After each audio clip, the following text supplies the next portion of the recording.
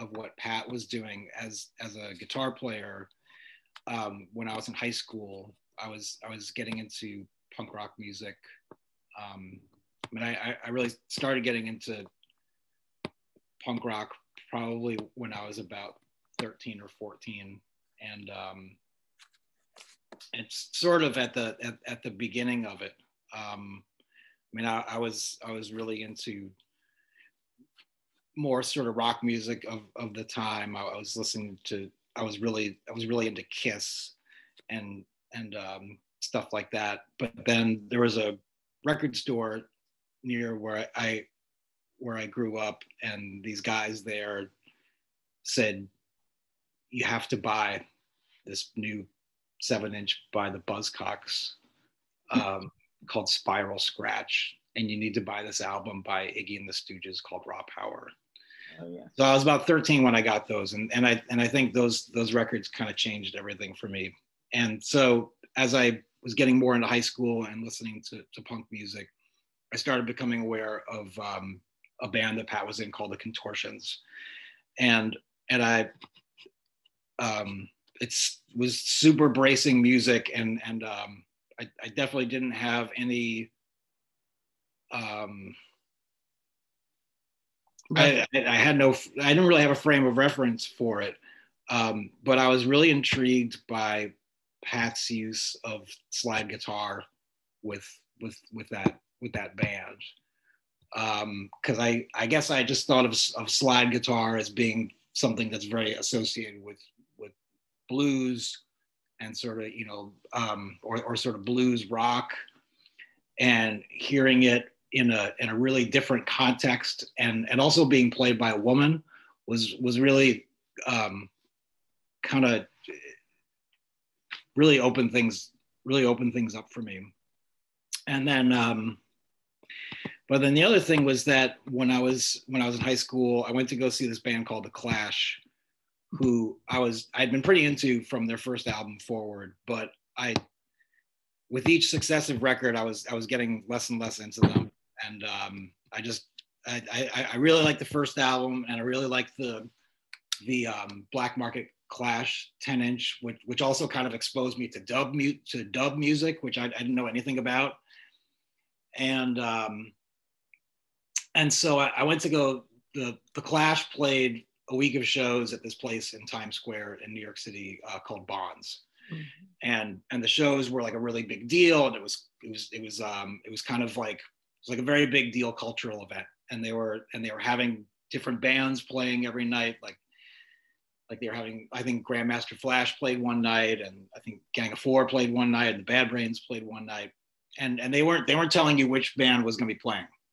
So I went there, and I was like, oh, who's going to be opening? They're like, the Bush Tetras are playing, and I was like, oh, okay. Well, and they were like a brand new band. Like I'd heard of them, but I didn't really know much about them, and I was like, all right, well, whatever. Anyway, Bush Tetras basically like blew my mind that night, and really really stole the show. And so, and I just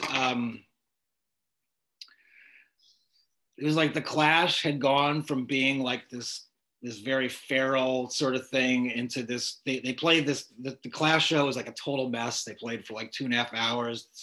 It was just like, it was really unfocused, and the Bush Tetras were just like, I guess it was a very post-punk moment for me before I even had an idea of what, no one, the term post-punk I don't think had been invented yet, but it was kind of like, okay, like punk sort of broke a bunch of things open, and that led to, I think, some of the developments that came after that could be called post-punk, which included a band like the Bush Tetras, and it was definitely the first time where I'd seen a band that was 3 women and a guy, and the guy was in the back, and the 3 women were up front and really owning it, and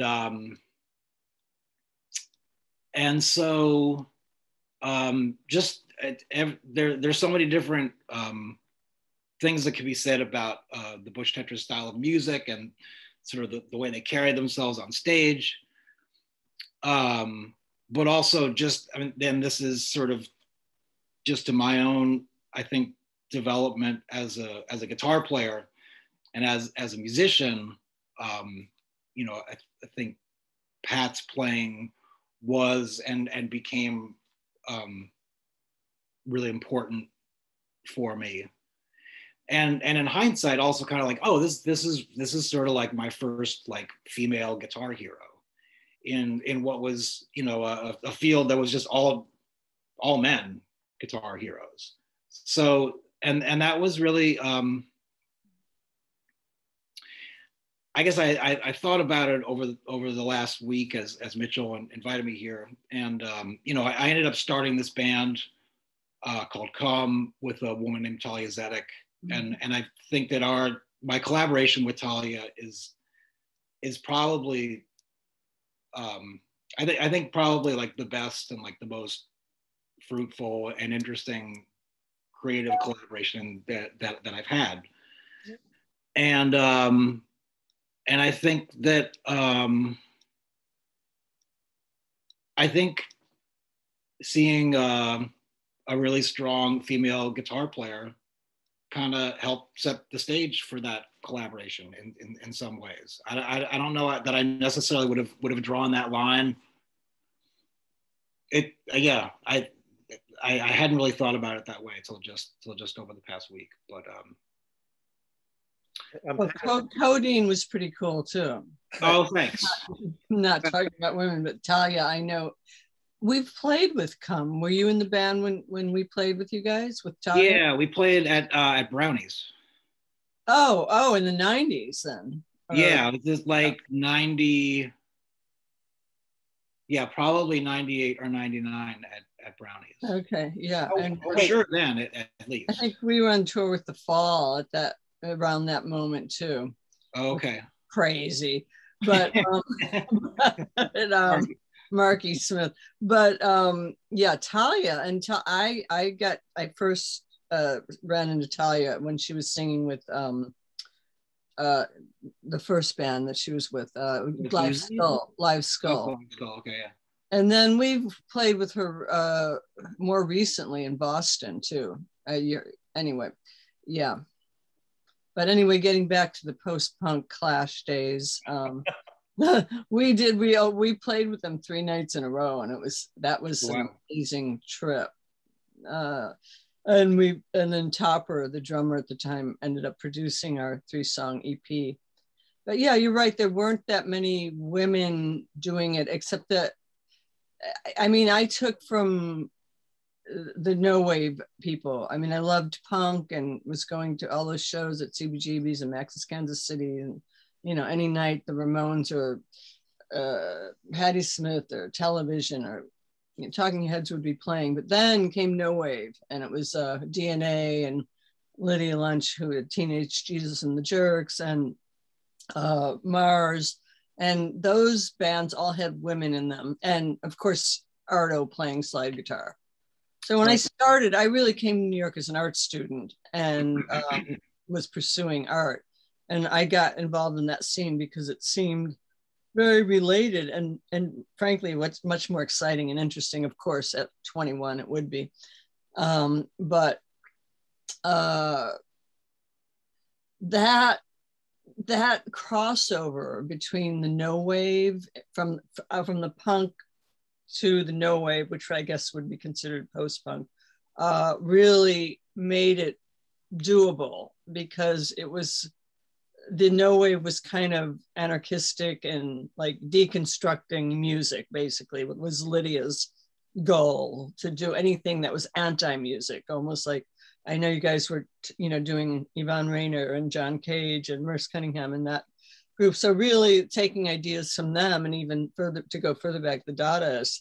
So once I started connecting the dots and seeing, well, I didn't know how to play guitar, even though music was my mainstay inspiration through junior high, high school, college. I studied art, but I saw the connection between performance art, Dadaist, and what like people like John Cage and Merce Cunningham and Ivan and all these people were doing to the no wave scene. And it was really very nihilistic. And I mean, frankly, that contortion stuff is interesting, but I couldn't, I mean, I don't think I could listen to it. I listened to it as a reference, like, okay, this was a marker, but you know, at this point, it's pretty hard to listen to the signature No New York album, which was the 4 no wave bands that Brian Eno chose to record that was a short-lived movement. It was 1979. I think it was like a year and a half. Yeah. And then we all broke off, splintered off into, the Ray Beats and the Bush Tetras and all these other bands. So yeah, it's interesting that your perspective on the Clash was like they had gotten kind of bombastic and like rock starry by that time. Yeah, it was that was Sandinista, right? It was Sandinista, which a triple dub album. Yeah, triple album, which and I remember, and by the time that came out, I was like, I don't know, I just wasn't into London Calling, like I remember London Calling and I was like, this sounds like a Springsteen record. I was like, this shit, I was I don't know, I was like maybe 15. I was like, this shit is over. And yeah, I agree. I love them, but yeah. Although I can clearly see, the interest you had like with Bush Tetras with dance music and sort of, I even hear dub in there, the very strong bass lines, right? And yeah, I think there was a zeitgeist happening with what the Clash was getting into, what Gang of Four was doing, what you were doing. Absolutely. It's a very, it's like, how did that happen? How was there this interest in sort of, dance music or primitivism, this sort of stripped down sound, it's coming from all different directions. So it's really interesting history there. Yeah, it was coming from all different directions. And we are also played with the Gang of Four several times, and they were amazing live, unbelievable. And yeah, they were taking more from funk. It wasn't, that thrashing 3-chord punk sort of thing. Like, and we were, and coming out of James's band, James was very based in funk and jazz too, even though we were considered, a no wave band.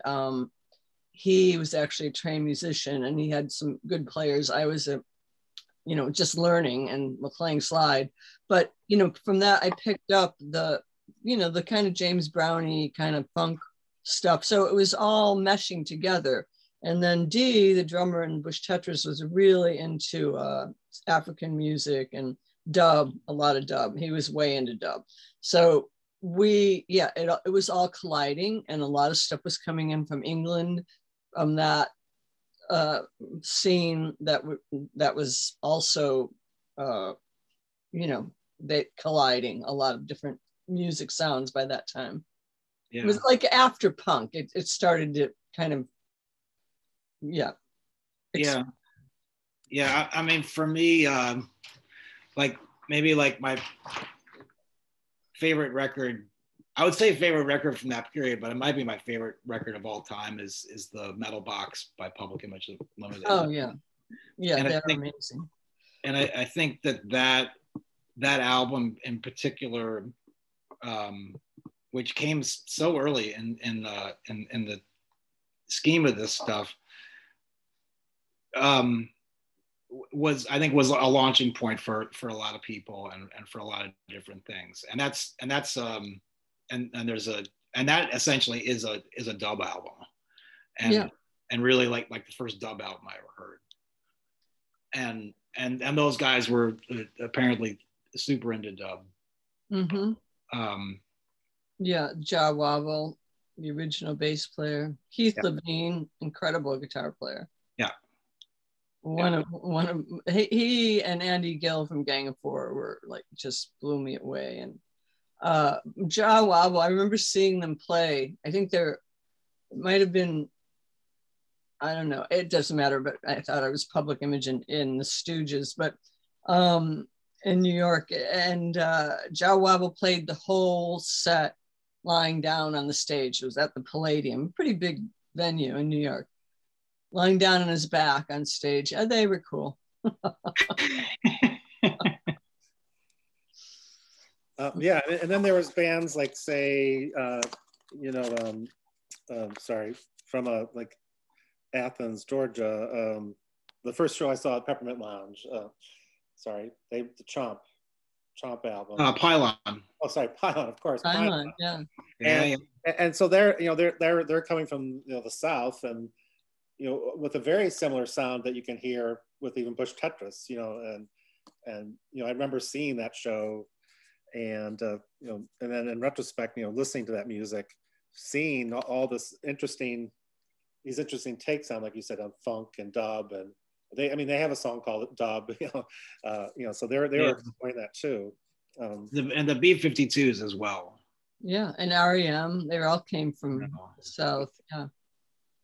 Yeah, and that was all colliding at that time. Super cool moment in music history.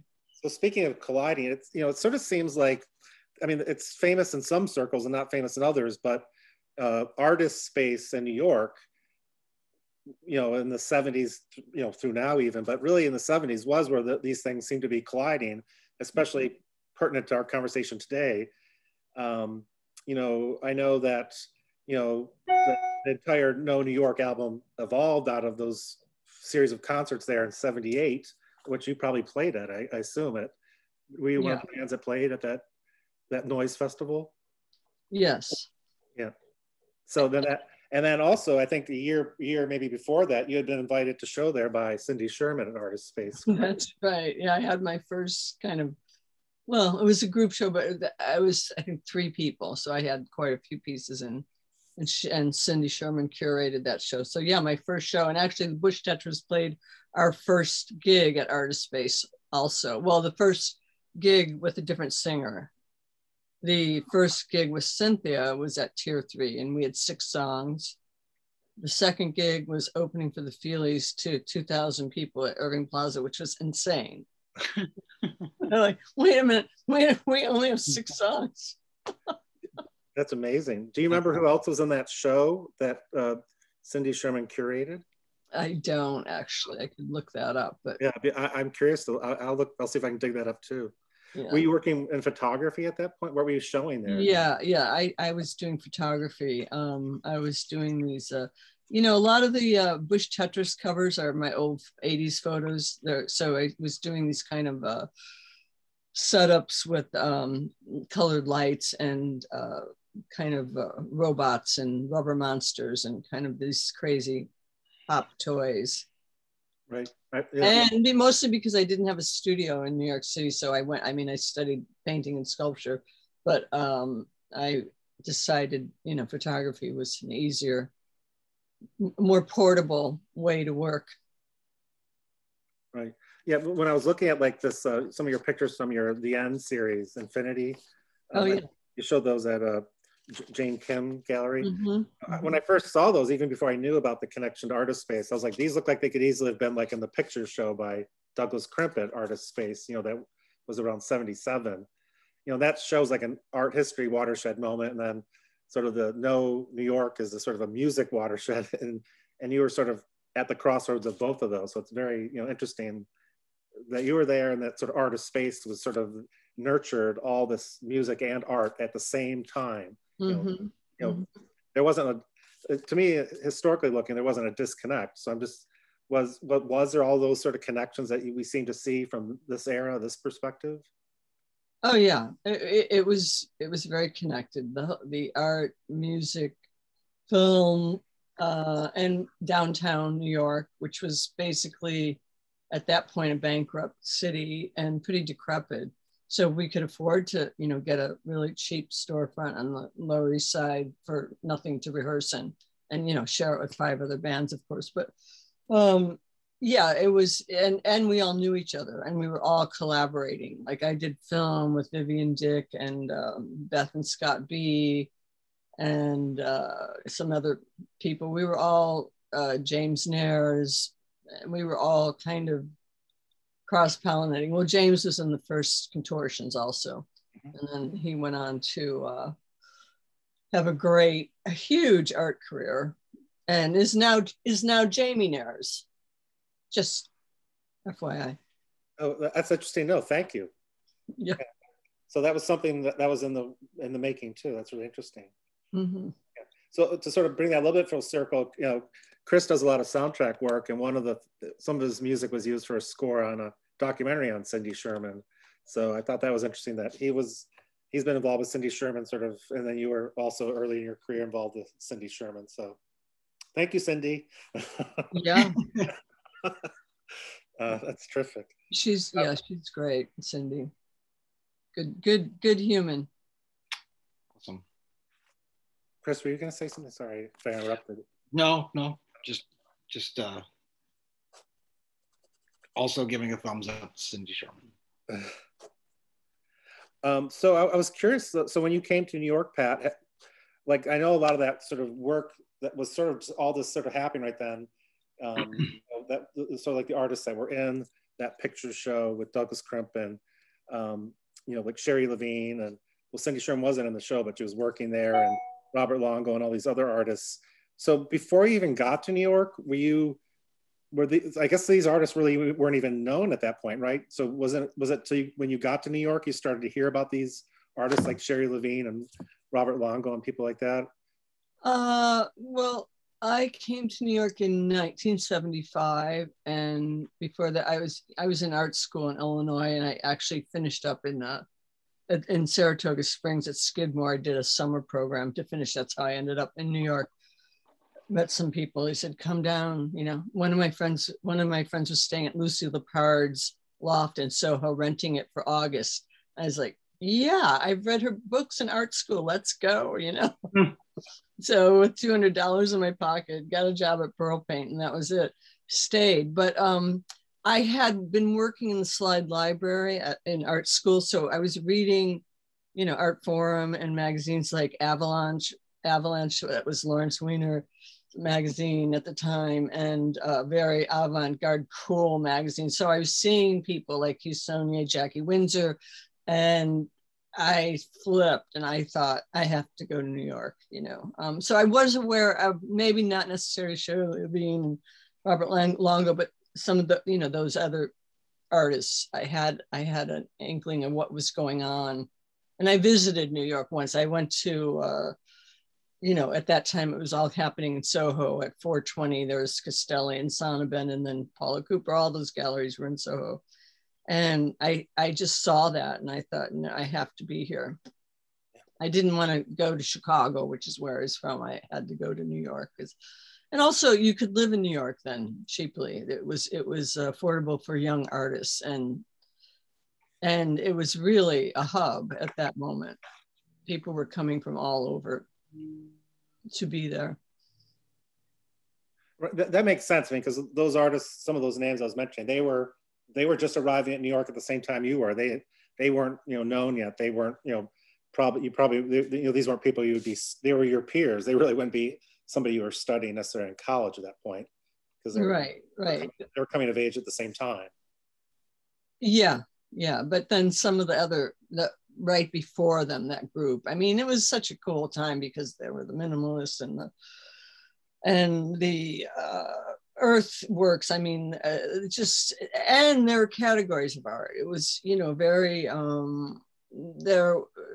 it seemed like you could actually categorize and contextualize what was going on at that moment, not like it is now where it's kind of seems all over the place and anything goes, which is cool too, but it's just a different moment.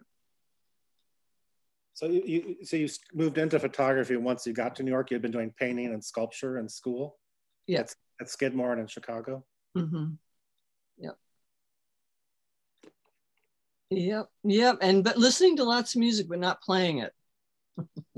Right. Yeah, Chris, do you want to follow up on that, asking about musical influences and things? Oh, I don't know. Sure. Who would you say your primary musical influences? Well, you know And what? I mean, I'm a little bit older than you, and I really like. When I was a young teenager, in the late '60s, and all that super cool music was happening. So that was amazing. And then later, I got pretty into punk and Patti Smith, and but when we were playing, I mean, like I said, mostly like when we played with Gang of Four, Andy Gill really opened up my brain about playing. I was very influenced by him. And before that, the girls from the no wave bands like Connie Berg from Mars, and Ardo Lindsay, of course, DNA, and Lydia. But musical influence, you know what? It's really all over the place. I took from everything, and I love music. And people will look at my playlist and they'll laugh and say, "What? You listen to that?" oh, that's good. That's good. Yeah, and some really schmaltzy stuff too. Awesome. But I like it all. Sometimes I'm in the mood for like something really hardcore, and sometimes I want to hear, Elton John or something really corny but good. Awesome. Yeah. And I try to keep up with the new stuff, but to be honest, there's not a lot out there that's moving me at this moment. How about you? I mean, I grew up.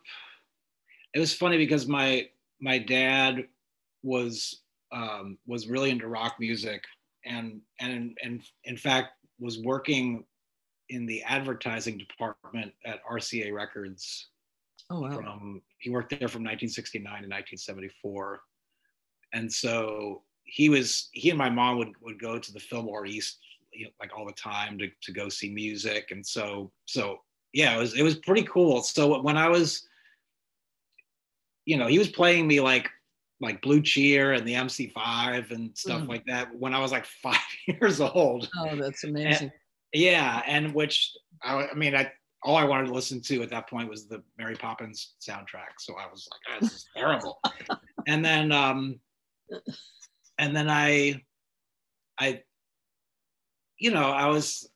grew up. I mean, I was completely obsessed with Planet of the Apes and Bruce Lee and sharks, motorcycles and stuff when I was a kid. And then I saw the New York Dolls on television when I was 10. Wow. And I was like, I don't understand what this is, but like all that stuff just got moved aside. Just like Planet of the Apes doesn't matter anymore. Yeah. Like Evel Knievel doesn't matter anymore. Like this is all that matters right now. And then yeah, they were really groundbreaking. I remember them. I was in college when they and so aside from David Johansen like cross-dressing, it was also like the first kind of punk. I mean, yeah, or one of it was the first point. Like I hadn't seen or heard the Stooges or the Velvet Underground or anything like that, but and yeah, I mean, and when I was in high school, I got super into punk, but I only had a couple of friends who also liked it. So, and we would sort of, bond on all the stuff and try to find out as much as we could about it, which wasn't really easy to do. I grew up in Scarsdale, New York, which is like half an hour north of the city. But my parents split up and my dad moved to Manhattan when I was 14. So I was kind of back and forth between Manhattan and the suburbs. And so I got to see a lot of amazing stuff at a really young age. And like, it's cool. Like went to Max's Kansas City by myself when I was 15 to go see bands because you didn't need a fake ID or like, anything like that. But a lot of my friends in high school were like heavy stoners. So I also got into classic rock with those people. And so I got, like really into Neil Young and Hot Tuna. Oh yeah. And Jimi Hendrix and the Rolling Stones and yeah. things like that, which I still really love a lot of that music a lot. So I think like I sort of had one foot in rock music and one foot in punk rock music, and I really tried to keep up with all the because everything with punk changed so quickly, and so I really tried to keep up with what was happening with all the stuff from England, and then when hardcore started in LA, with Black Flag and Germs and Circle Jerks and stuff. I got super into that, and like Flipper from San Francisco, which was like a total. Played with them; they were amazing. Yeah, just and that was like, I mean, the Flipper album was the first time where I bought their record and I listened to it, and I was like, this is the worst thing I've ever heard in my life, and I can't believe I just like wasted $8 on this. 3 weeks later, I was like, this is my religion. Like, That's Bomb Baby. You can't go wrong with that. Yeah. So and I think that that was a really important moment where I was like, you're gonna get things that you're gonna encounter art that completely baffles you and that you just think is total bullshit, and then something's gonna click and you're like, everything just like a whole world just opened up to me. And that's what happened with that album, and I think that was a really good lesson for me to learn. That you have to be open. You have to be open to and to knowing that things are going to come at you that you don't initially understand, and then they'll fucking change your life. That's a great point. That's absolutely right. Yeah. And that and that I have been fortunate to continue to have those moments over the years, not just with music, but with lots of other different things. Yeah. But yeah, I don't know. I've continued to be a really kind of avid listener and fan of music. I mean, like in the 90s when I started, making records and going on tour all the time and stuff like that, all I was listening to was jazz. I got like super into, and it was one of those things where like I got turned on to Charles Mingus, and I was like, I love Charles Mingus. All the rest of that stuff is just noise, and it's all a bunch of bullshit. And then I started kind of tentacling out with that, and I saw Cecil Taylor and I didn't understand it, and then one day like something just clicked, and so I got really into that, and I got really into country music, and I got really into the girl groups like the Ronettes and the Shirelles, and I got really into Al Green and sort of like that sort of like early 70s like Memphis soul music, and I started getting into like noise, and this is later on. And I would say mostly what I listen to now is, well, I listen to a lot of different stuff. I listen to a lot of dub. I listen to a lot of noise and sort of experimental music. I'm totally obsessed right now with this guitar player, this rockabilly guitar player from the late 50s named Eddie Bush. This total mystery figure who played with Carl Mann. I don't know. So I think I started playing stuff. I mean, I started varying to what I was playing and making more instrumental records, and doing some experimental stuff, but also continuing to do sort of more traditional songs with singing and and at this point I wouldn't even know how to describe what I do. Yeah, I relate to that. I mean, I think basically like my roots are rock and punk. Yeah. But I've taken in a lot of different things that have had an effect on the language that I use, or the things that I want to try. You know? Yeah, and there's so much out there to take from. I mean, it's amazing. It's just unlimited. Whenever I think I'm getting like bored with life or something, I think, well, wait a minute. There's this book, these books, or this music I haven't listened to, or it's just endless. It's mind blowing. Yeah, it's great. It's exciting. It is great. It is great. I don't know, Mitch. I'm wondering your students who I wonder who they listen to. Like, you know, I like Billie Eilish. I liked that Bad Guy, Tough Guy song. She's cool.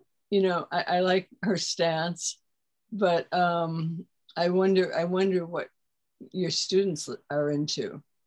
I know you're teaching an art class, but oh no, we talk about music a lot, and sometimes students will bring it up. And if people want to mention who they're listening to, I know, what was it? Danny turned me on to somebody the other day. Was that adult? What was it? Adult Mom or Adult Mom? Yeah. Yeah, Adult Mom. Thank you for that. Adult Mom. So I wonder what.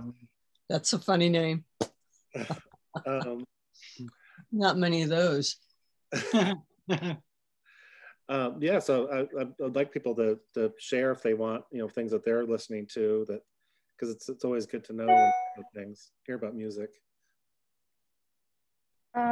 Yeah, I actually listen to a lot of Al Green. I enjoy that music a lot. It's great. Also, thank you. Also, just like Grateful Dead, The Doors. I don't know, a little bit of everything. I like Bob Marley and some current country stuff. A little bit of all over the place. Well, that's cool that you're into that. You know about the older stuff. I love hearing that. And all over the place. And speaking of country now, I'm finding that country is more rock than popular music. Country is the most kind of guitar-driven popular music at the moment. Yeah. And I find myself listening to it thinking, oh, that's a really cool riff. The guitar is really cool on that. But it's a country song. What the hell? Yeah, that's kind of where the rockers have gone to. It's like the only place where they can get employed is on like a Nashville country thing or something. Yeah. Hey, I just want to answer what Kendra said about Frank Ocean. So I also, what I've been doing since the pandemic started is I've been teaching. I mean, I was already teaching guitar and drums in person as well as online, but now I've just been like, I teach like every day. And mostly I teach adults, but I teach a few kids as well. And I started teaching this 9-year-old girl in DC a few weeks ago. And I asked her mom to have her send me a list of music she was into.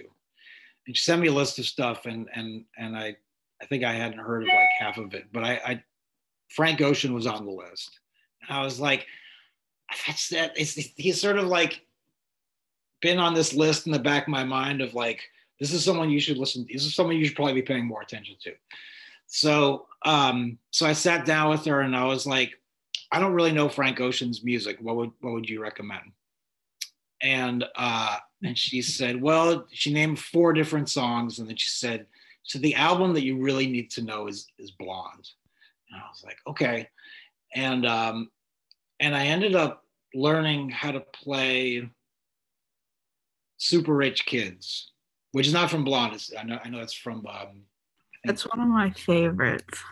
Dude, that song. I gotta check it out. So Channel Orange is one of the best albums. Gentle Orange? Channel? Channel Orange. Oh, Channel Orange, right. So I figured out how to play Super Rich Kids on guitar, which I don't think there's actually any guitar in the song. And that's kind of one of my favorite things to do is to learn how to play songs that don't have any guitar on it at all on guitar. It's just this piano part that's going like dump, dump, dump, dump for like 5 minutes. And so I learned it, and the act of just playing those chords. It's five chords. You play over and over for 5 minutes. It's like hypnotic to like the point of like almost like being mystical or something. Wow. I think I don't know. That song's been stuck in my head, and I started foisting it on like all these other students of mine. Where I was saying that's a Super Rich Kid song. Super Rich Kids. Yeah, okay. It's really great. Yeah. So I'm getting it's sort of a cliche. It's definitely a cliche for a teacher to say, well, I learn as much as my students do in this process, but I genuinely do, and I think and not just getting turned on to stuff that I don't know about, but I'm also I think there's a lot about music that I've just done intuitively without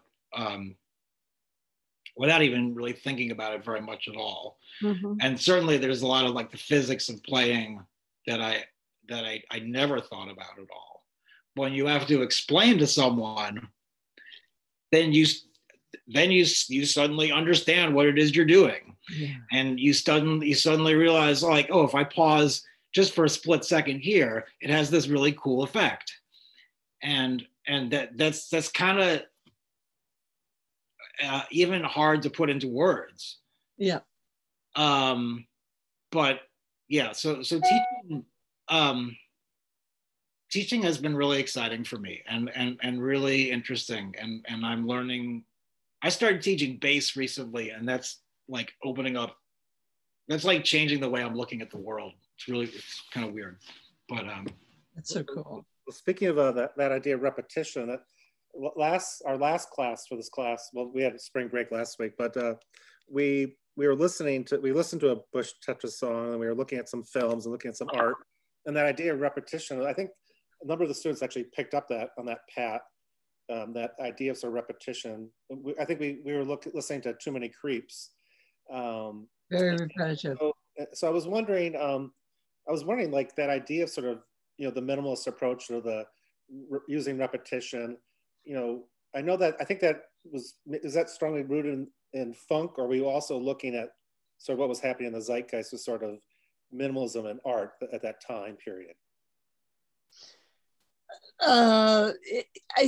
You know, there's so many influences subconsciously even, so I think it's all of that, but it's also we really didn't know how to write a pop song, so we found a groove that we liked. For that particular song, I had this rhythm of the vocals, and I had the line, I had the words for Too Many Creeps, and but I couldn't, it's kind of syncopated, so I couldn't play it and sing it at the same time. And that's when we brought Cynthia in. She was my best friend. I said, just sing this. I just don't want to go out in the streets anymore because these people, and it was just this repetitive line, but it was dancey. And that's what I think a lot of the English bands at that time in the early 80s were bringing dance music over. So instead of like, you know, punk, thrashing punk, it was people wanted stuff that they could groove to and dance to. So we liked that it had, you know, a dancey kind of groove to it. But yeah, the repetition, I mean, and it was very DIY. We really, you know, I really didn't know how to play. So I made it up as I went along. And I sort of learned how to play. As a matter of fact, Chris, I should probably take some guitar lessons from you. I'm still learning how to play. Well, I mean, I see that as a, you know, an aesthetic choice you were making. You had certain means to work with, like, you know, in terms of your skills, and yeah, you express that in an incredibly articulate way with this, you know, minimum means. So, you know, it was incredibly effective. I think a lot of people are doing that at the same time with film or other medium. Yeah, you know, they were sort of, they might have been technically limited, but they were finding a way to express themselves still. Yeah, and that was the beauty of the era, that you could do that, you know, that you could really not like have, you know, that was the interesting thing about how the linear thing about the music of that time. So it was a cool psychedelic rock in the 60s, and then in the early 70s it got really complicated and went more like prog rock, you know, like Yes and Genesis and all those bands.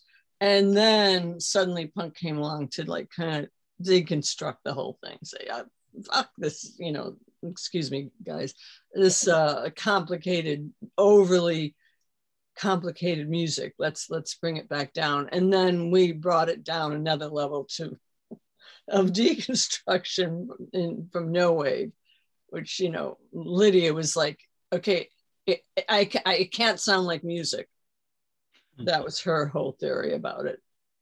And so I think that it went on that kind of arc. And then by the time the 80s hit, we were like wanting to hear something with a little bit more. But it had already been so deconstructed and decomposed that you could bring anything to it, which is cool. And I think that probably still exists to some point, but I don't know if there's the audience or I mean, you know, we had all those little clubs in New York and the West Coast and everywhere for that matter. I mean, we played all over Europe, and it was a different time, different. I don't know how that would fly now. So I was interested. I didn't realize you worked on the lyrics for Too Many Creeps, and that was something you already had even going before you brought the singer in. Chris started out talking about how he'd seen you at Bonds playing. That was sort of like a revelation for him to see a women band playing. That is a big deal in retrospect, and even today. So I'm sort of curious, what did it feel like to be a woman in sort of the art scene in New York at that time? And was the lyrics of Too Many Creeps, was that representative of the time for you, or was that just a snapshot? I'm just curious about that, what it was like to be a woman in the 70s in New York as an artist. Well, it's funny. I was when the Contortions broke up, I was living with my girlfriend at the time, Laura Kennedy, who was a bass player, and we in the Bush Touchers, we were working at Bleecker Street Cinema, which is this great art cinema on Bleecker and LaGuardia, yeah. And so I would sit in the ticket booth, and I just got really tired of being bombarded by the people.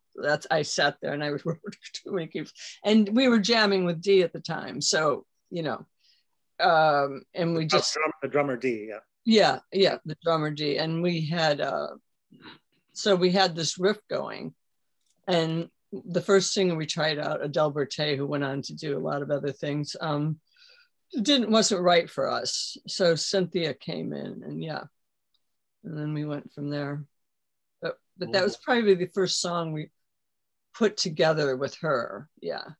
So did those lyrics come from, you're saying, working at Bleecker Street? And just like getting harassed. I mean, being a woman, it's so funny because, in high school, I read Germaine Greer, and it was like Ms. Magazine came out, and it was this whole feminist movement of the 70s, and I was way into it. But I never, I think I see it now in retrospect, the limitations. And yes, when I would go to a sound check and the sound guy would see a woman guitar player, they would be like, you could always feel the eye roll. Oh, they can't play. Right. And it's probably true. I probably couldn't play. So, okay, you got me. but I'm not going to just go up there and go, And so I still can't do that. So, but it wasn't forefront in my mind. It was more, we were artists doing what we were doing. And it was more, there wasn't a big emphasis in my mind about gender. But it was there. And I think it is still there. And I think it's still there for women in the art world, particularly, maybe more than music, and music also, but yeah. But was it a conscious choice to have 3 women in the band? I mean, not have, 1 woman and 4 men. I mean, or that just happened, or was there something there sort of driving you to do that? It was more, it was more generic. It was more circumstance. It just happened. Yeah, I mean, Laura played bass, and I was living with her, and she found Dee, and they were jamming. The contortions had broken up, and I wanted to keep playing music, and we were, you know, goofing around, jamming with different people. So yeah, and we actually had a male guitar player, but we would jam, and he could never remember. He couldn't do anything twice. So we'd say, "So let's work on that thing. Let's do that jam we were doing yesterday." Well, he couldn't remember it, so we had to get rid of him. It's a big part of playing. You have to remember what you're doing, even if it's particularly when you can't or don't read music. And I was interested when you were talking about how you had actually played with and Chris and Talia and Brownies in the 90s.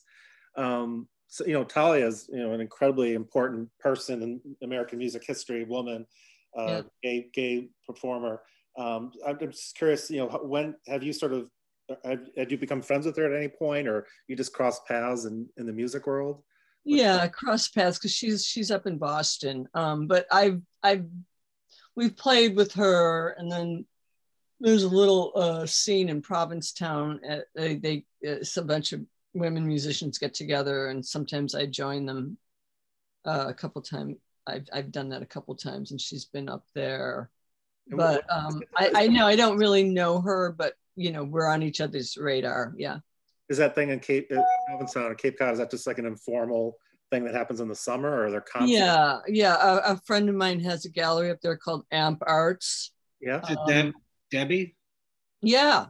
Yeah, I played there once. I did a collaboration with Holly Anderson, the poet. We did a kind of a performance of that up there. Yeah, she's great, and she has awesome. Yeah, totally, and great gallery. Probably the coolest gallery up there. Yeah, that's called Amp Arts. Amp Gallery. Yeah. Thanks. That's good. Good to know. That's excellent. Well, it's been. I was wondering if some of the students wanted to ask some questions at this point, if that'd be okay. And I know I have a couple of follow-up questions, but I'd love for the students to chime in, please.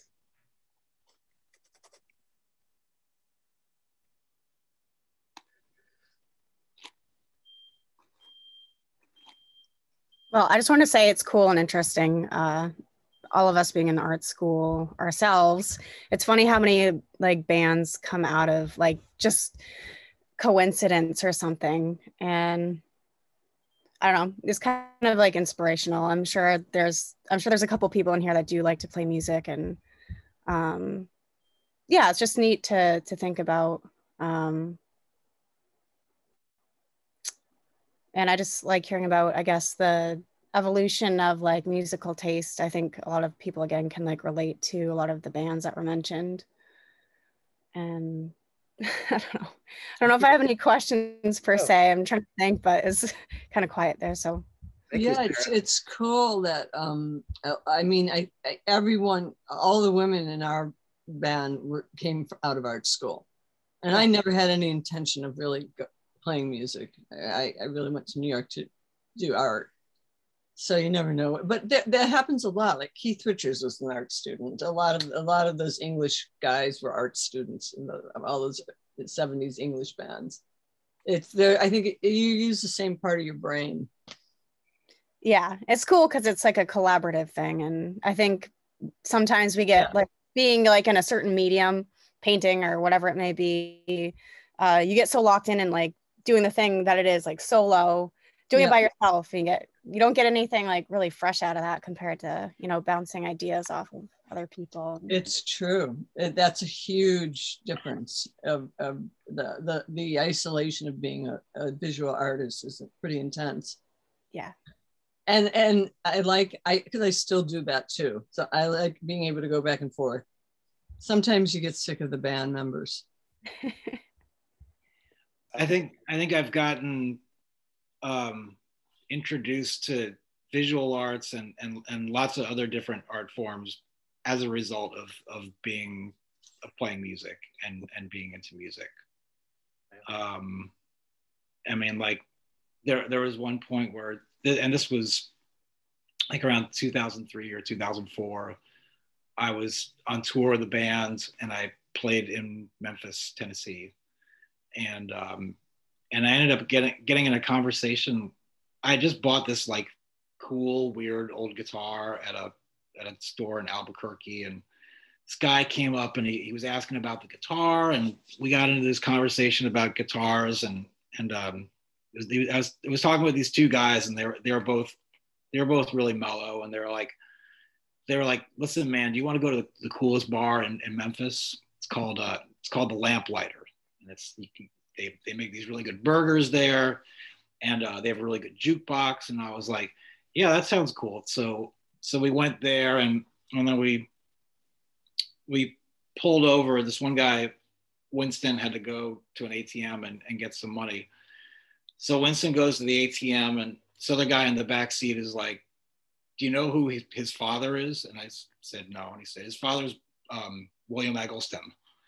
And I was like, who's William Eggleston? And this guy in the back seat's like, he's the most important color photographer, like probably of all time. Yeah. And I was like, whoa, dude. And he was like, yeah, I moved here from New York to like follow him around like a dog, and he can't stand me, but I became friends with his son. I was like, wow, that's super fucked up. But we went on to the bar and had a nice time, and I ended up giving this guy Winston a couple of CDs of mine. And then when I got home from tour, he sent me these like beautiful like cloth bound books of his dad's that he had inscribed to me, and I just like fell into a well of just like falling in love with these photos. And it's just, you know, and I had been taking pictures kind of off and on at different points, but I wouldn't take pictures of people. I would just take pictures of stuff, you know, like really random stuff. And I looked at these pictures and I was like, this is the way I like taking pictures, only they look like 100,000 times cooler looking. And it just, and it sent me off on this, you know, I got super into photography at that point. And it's, yeah. So, I mean, I've gotten into different types of art as a result of being into music. And a lot of it is, and I always kind of encourage people like go on tour, like go out into the world, because you're gonna meet people and just like run into shit that, you know, and like that's, I think this woman was talking about how things happen at random. It's totally how things happen. Like you walk around a corner and you run into somebody and you talk with them for 10 minutes, and like that's the person you work with for the next 3 years. Yeah. I think that's what New York gives you too. That's why New York was New York's totally like that. Yeah. But I think a lot of places in the world, I don't know. It's yeah, and especially this this last year has been so weird because, you know, because you can't get out of the house. Can't do that. And you know, this is the longest I've been home in like 30 years.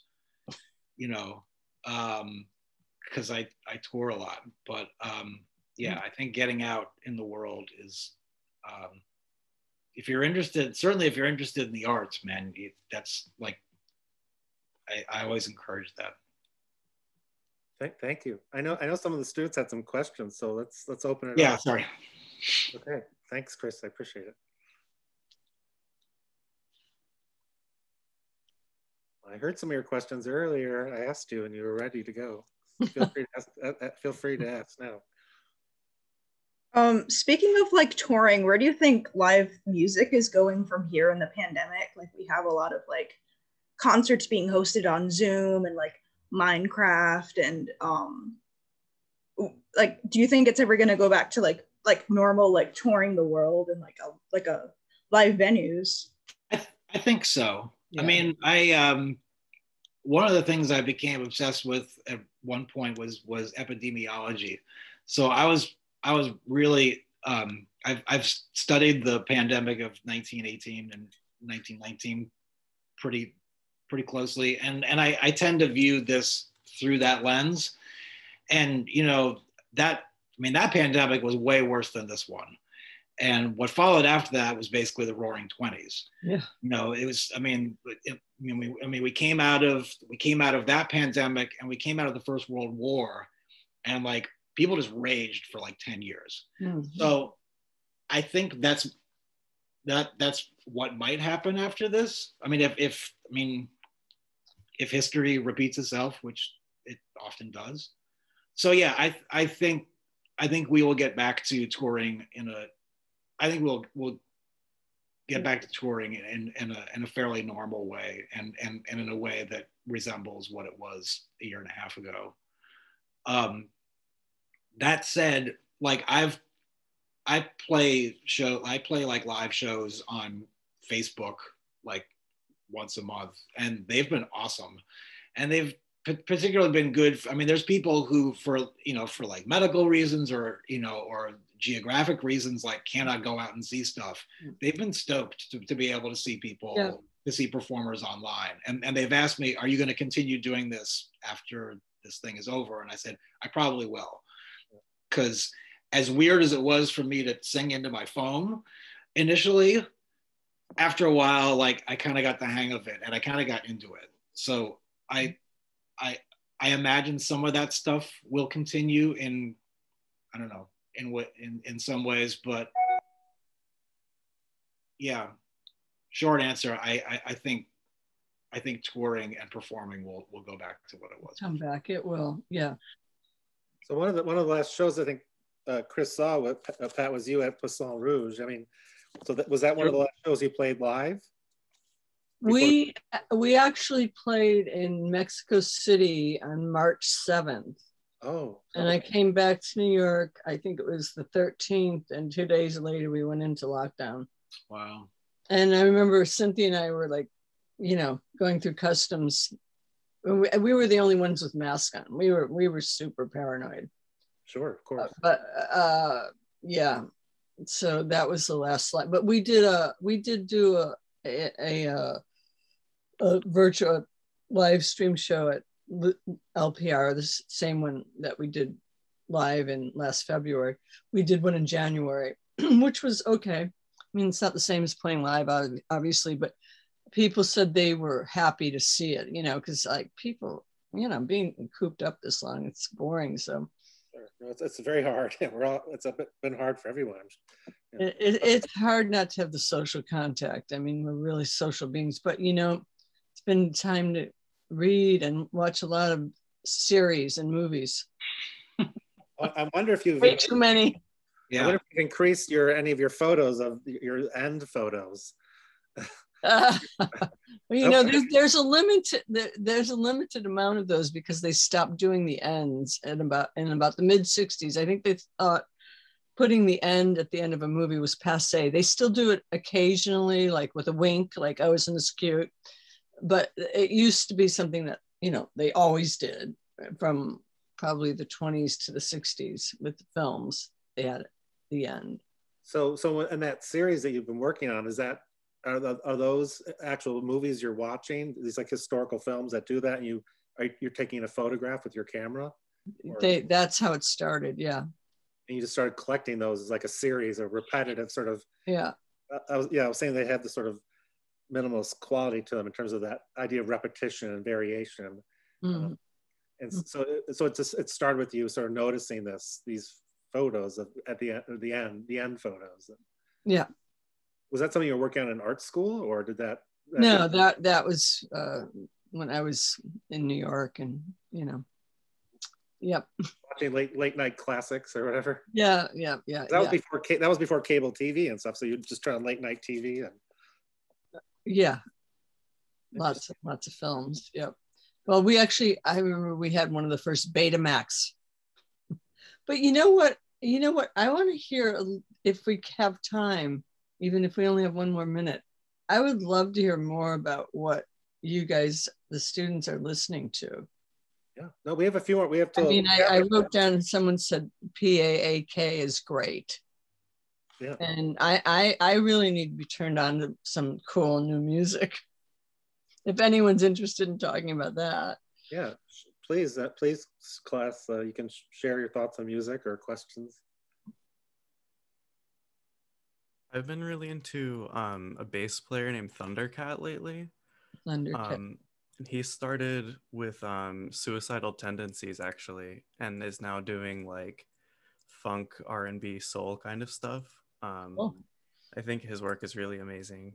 And another modern singer I've been listening to a lot is FKA Twigs. And I'm a really big fan of her. And she's kind of like comparable to like a hip hop inspired Kate Bush in a way. I've seen her described like that. And I was already a really big fan of Kate Bush before, and then I heard of her. I became really interested. Cool. Awesome. Great. Yeah. What do you guys think of Kate Tempest? I don't know Kate Tempest. Oh, she's a British girl rapper, like a kind of amazing. Rick Rubin's produced some of her stuff. Oh.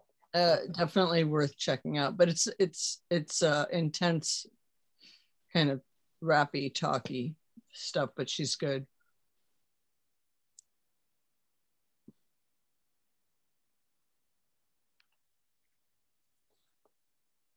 Did someone have a question about film? Pat's relationship with film work? Who was that?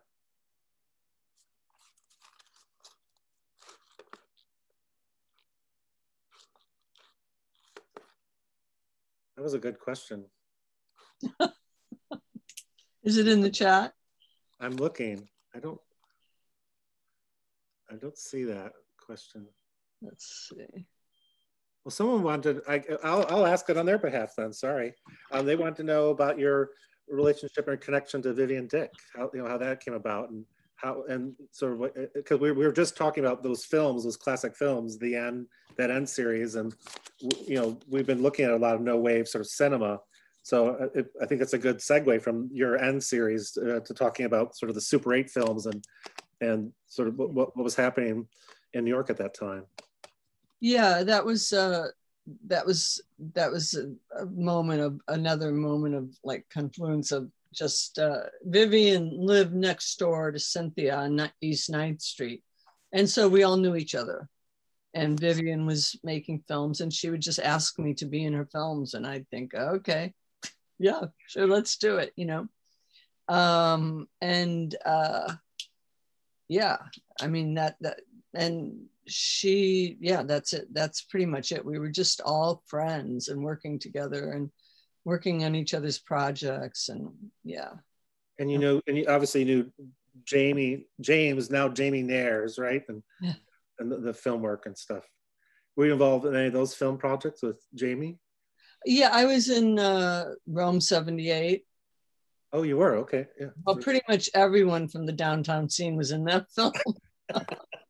I think I'm in a scene feeding grapes to Lydia Lunch with a dagger. Really? Chris is getting excited. Oh my God. Yeah, it was pretty wild times. But yeah, it was just more a matter of we were all hanging out together. We were young, so there was a lot of energy and talking about ideas and just doing things together and collaborating. And I have to say, I've been in several of those films, and I find acting to be really difficult. Oh, I'm not an actress.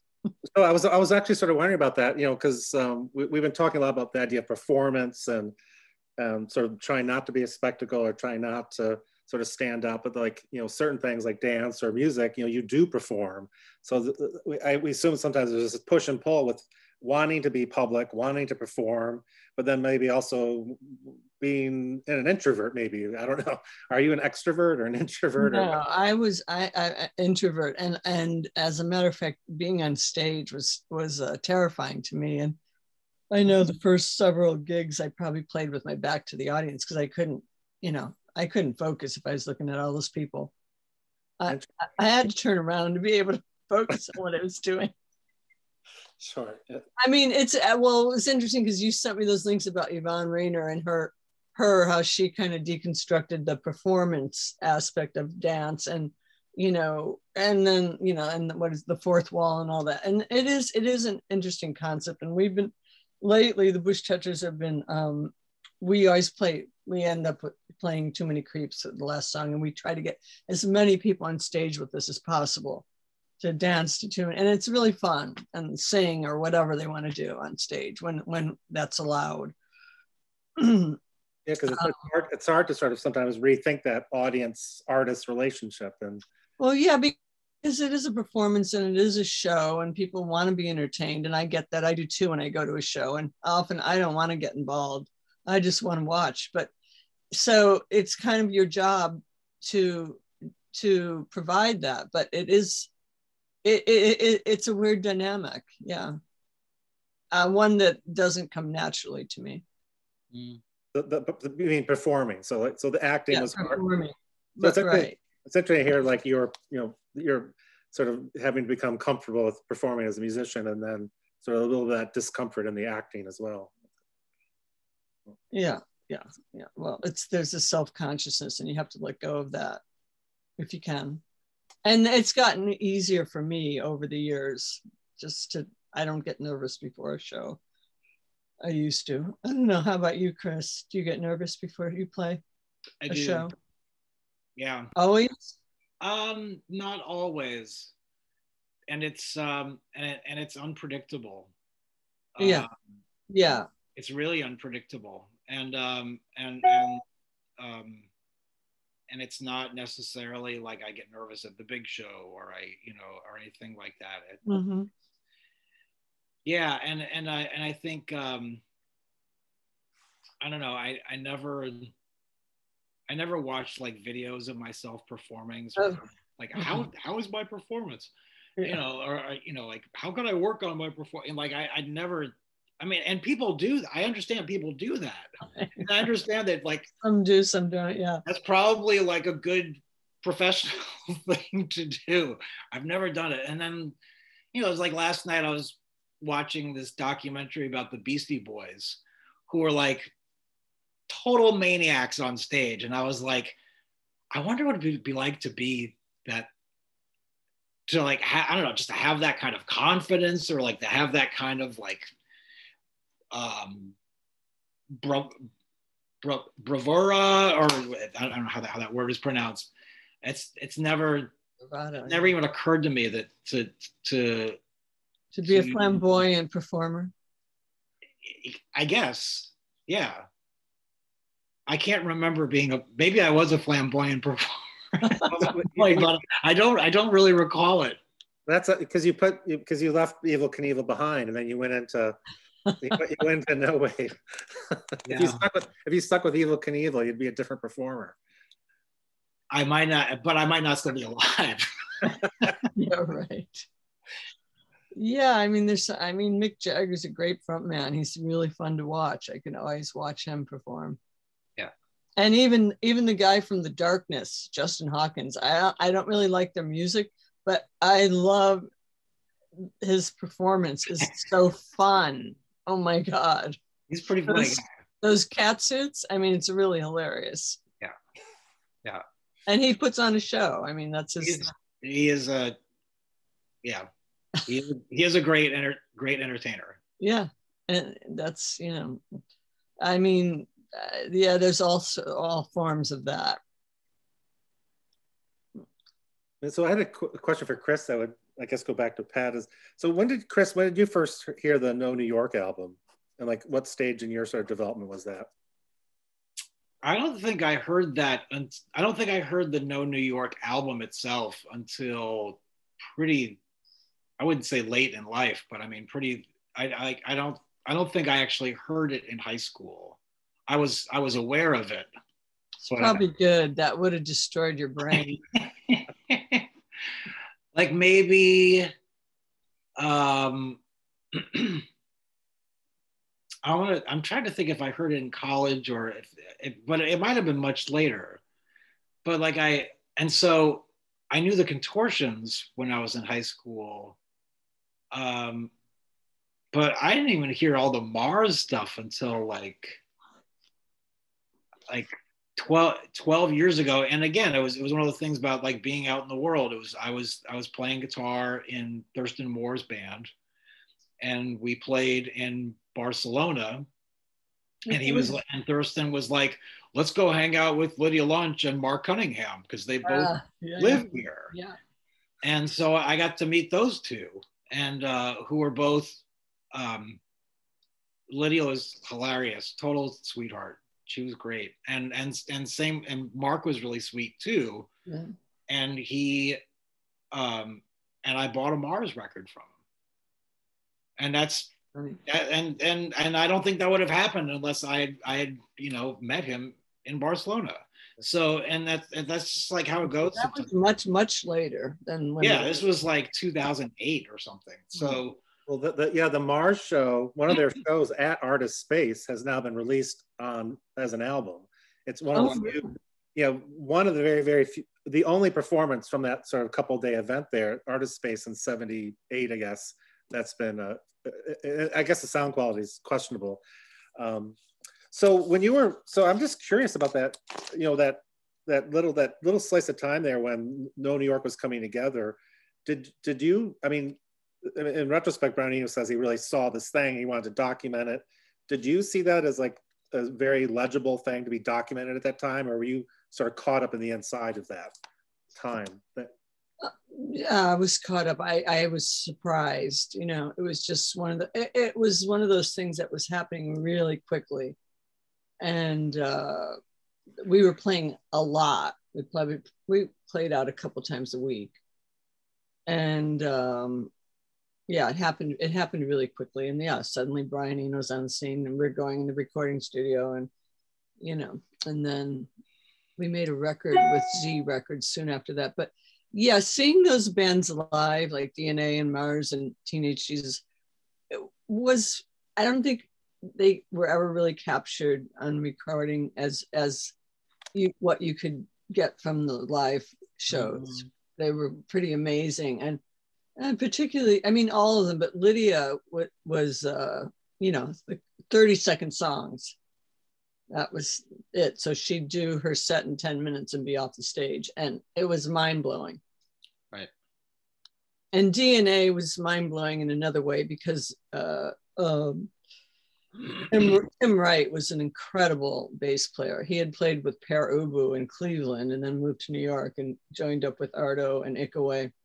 And they were bordering on jazz and like really got into some really interesting stuff. And Mars was pretty noisy and crazy, but interesting ideas. Very, very outside of the box, I would say, kind of thinking going on there. So those like couple days in the studio or day in the studio with Eno, was that like, just seemed like a total sort of aberration? I mean, it just sort of happened and then you moved on.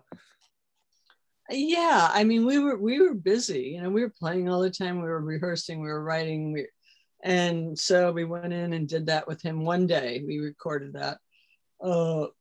The one song, Can't Stand Myself, which is a James Brown song, he just said, just go in there and start jamming and, get comfortable.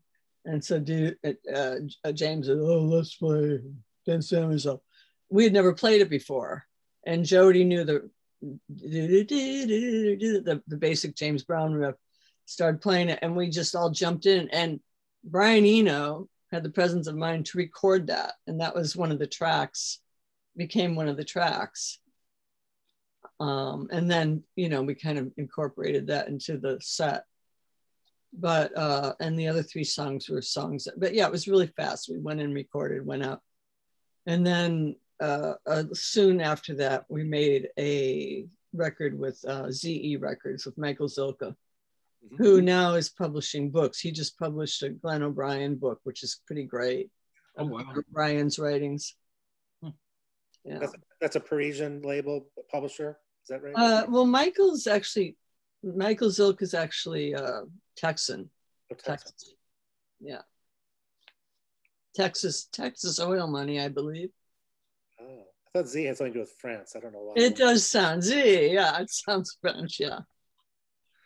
Well, also the Lizzie Mercier, yeah, Desclous connection. Yeah, right. Always give it this French, this Parisian. She recorded with Z Records, right? Yeah. She was probably one of the only French people who came to, or who was involved with sort of the no wave scene, right? Yep. At the time. Yep. Yeah, she was definitely on that scene. Yep. We have a few more minutes for some questions. We're winding down. I'm looking at this beach house, beach bunny. Oh, beach house. Yes, very good. Cool. I love beach house.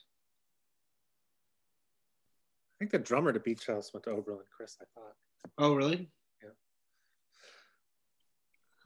Well, I'll bring up another question because I was talking about No New York, and last class, and I think I mentioned this to you, Pat. We were looking at the No Manifesto, and I was just just curious out of general curiosity if that was at all was known at the time, and sort of reading that in retrospect, do you have any sort of agreements with that No Manifesto by from 1965 by Yvonne Rainer? I was just sort of curious if that had percolated into this art scene at all, music scene. I think it did. I think that those people, I mean, for me, it definitely was in my psyche because I was an art student. I was aware of Yvonne Rainer. And when I first got there, I was going to the Judson Church and seeing Laurie Anderson and Yvonne Rainer and Duca Delight, Julia Hayward, and all these people perform there. And it was really exciting. And so that definitely had Yvonne Rainer was a big influence on, because she kind of carry John Cage and Merce Cunningham's ideas a little more into the the contemporary scene at that time. Yes, yeah, absolutely, right. I mean, I saw Merce Cunningham perform, and I mean, they were around then too, but she was younger. So I think those ideas were, I mean, for some of us, I'm sure some of the people didn't know who she was, but it was those ideas. I think most of the people who were in the No New York scene, a lot of them were art students. So I'm sure they were aware of that. I was. Yeah, so they were introduced to that probably earlier in their life, and then came to New York, maybe in part because they saw things like that. Yeah. Yeah, definitely. It's interesting to know. Yeah, I know the students that were really impacted by watching like her Trio A dance, and it's really sort of, I think, resonated with a lot of people, even today. And they saw a lot of affinities listening to your music and looking at that dance. I don't think I was like sort of making that up. Is that right, students? Did you see like affinities there? Do you want to say something about that, Katie?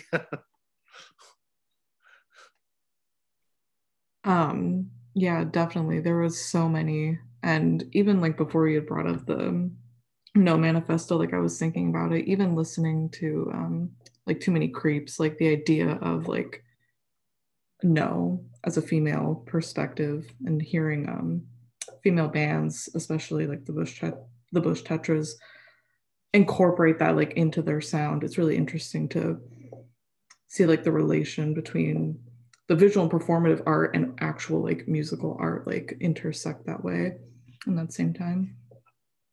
Cool. That's great. Thanks, Katie. Yeah. Did other people have reactions to that, remembering back and seeing that in class and listening?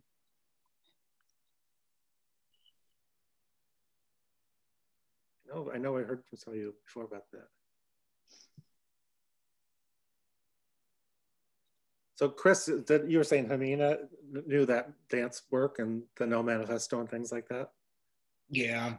My girlfriend, Jimena Bermejo, is a dancer, and she was totally familiar with all that stuff. Right. She's a pretty deep student of that. Yeah, I think it related a lot to it was the four, it all relates, it all intersects. That was going on in New York, and I'm sure it influenced the no wave scene. I also was thinking about, maybe as simple as as using the word trio, but I was thinking of the sort of line between Trio A and Reese Chatham's piece, Guitar Trio. which is like a very sort of, which is something I think he came up with in New York right around the same time in the late 70s. Yeah. And is a piece that he's continued to perform since then, and in recent years doing it in a very utilitarian way, and like bringing in amateur players to come play with him, or people from different disciplines to play this piece. That's really interesting to know about. We'll listen to that. So he deliberately is using sort of people. He's just using untrained sort of musicians to help perform this composition. Is that what you're saying, Chris? Yeah. Well, I mean, I did a little tour with Reese around 2007 where we did that piece, but also like which is a very loose, just like one chord piece, as well as performing Die Donnergatter, which is a super complex, like 23-minute, like very worked out piece for like 8 guitars and bass and drums. But there was a period where he was playing a lot in the US, and they would recruit people to, he was doing ensembles of anywhere from 6 to 15 guitars, where, everyone would basically just meet at sound check, and he would show everybody the piece, and they would perform it that night. And he was, I think he was being pretty deliberate about the, it wasn't simply that was like a cheap way to work, but that that piece in particular was very open, and definitely non-showy, virtuosic, and I think there is a lineage there from in his work and yeah. So I don't know. I was watching Trio A and then just started thinking about Guitar Trio, and then I read that manifesto, and I was like, these are in the same water, Yeah, no, I think there's a lineage there too, definitely. I absolutely think that. And then it brings us to the Glenn Branca thing, and I watched that last night. John Cage talking about going to see Glenn Branca, and he thought he was a fascist dictator of music, telling everyone they had to play the same thing. No freedom to do what you wanted. So I was curious. I mean, you've obviously heard these Branca pieces back in the original form, or original development of that. How did you react to what Cage was saying? I understand what he's saying. I mean, it was, just this big wall of sound. And if you'd seen it once, you didn't need to see it again. It wasn't particularly entertaining. It was more conceptual. And so I think he had a point. Yeah. Especially coming from where he's coming from, which is so kind of open, and like anything is music, Yeah, it's interesting, that interview, there was all those New York street sounds, and I'm sure he did that on purpose. No, and the interviewer was a Belgian composer, so it was interesting to have these two musicians talking. One thing I really took out from that was how Cage was talking about, even with like the Branca, it still had that traditional sort of build up crescendo to sort of the climax, which was a very sort of European, very sort of like macho, sort of patriarchy type thing. And he was trying to do the opposite of that. And Cage was trying to do the opposite in his music. He was trying to not build up to this sort of obvious, climax that you sort of saw with Wagner and things like that, and then became very popular sort of with all the sort of 70s arena rock, right? And so Cage was sort of trying to work against that his whole career in terms of having more open format. Which is so challenging, right? I think our natural inclination is to build up in intensity, and it's so hard to keep a lid on it. It is, and I think the audience wants that too. Yeah, what do you think about that, Chris? Like this desire to not give the audience that climax, that loud end, because you're probably it's probably built into your bones to maybe do that, right? In terms of sound and intensity. When you're writing a song, yeah, but but then I played in this band Codeine, which was to the students who don't know the music, it was very slow. It was very restrained. It was like pretty minimal, and we were very much about like, we are not going to deliver the climax that you're waiting for, and we were really deliberate about that, and that wasn't. I mean, we would joke about it. We'd be like, Codeine, the band that doesn't give you what you want, and so playing with that band definitely like kind of altered my DNA, I think in lots of ways about, you know, like what, you know, do you really need to have a catharsis in a art experience, or in a music experience, or in a, like, does all of rock music have to be about sort of reaching these cathartic moments? And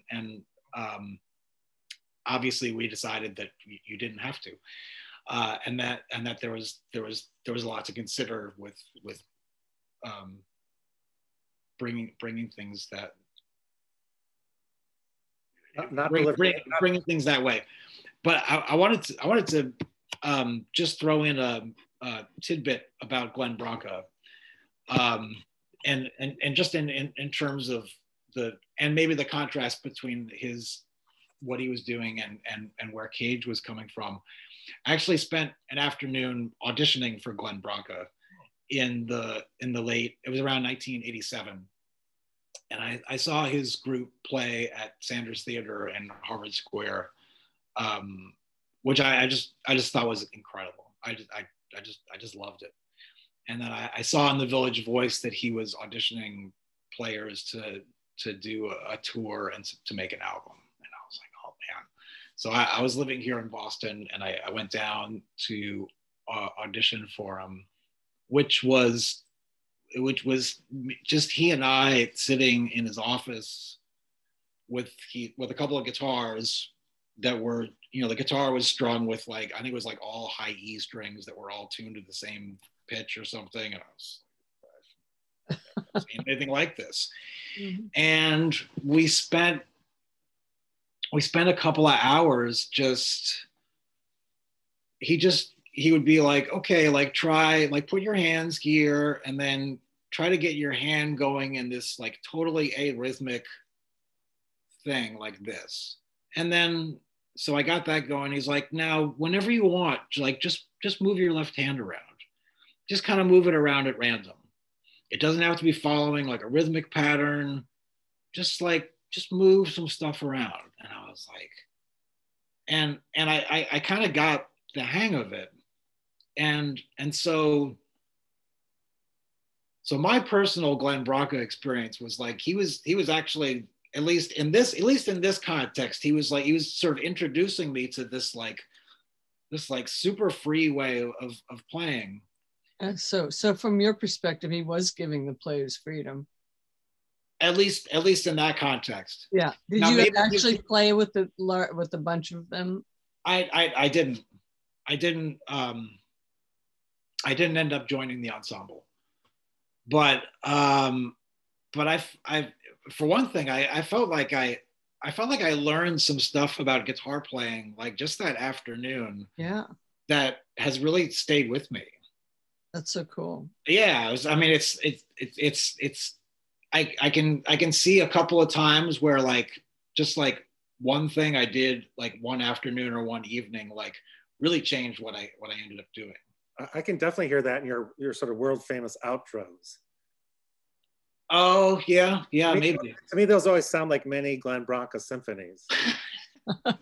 I'll take that as a compliment.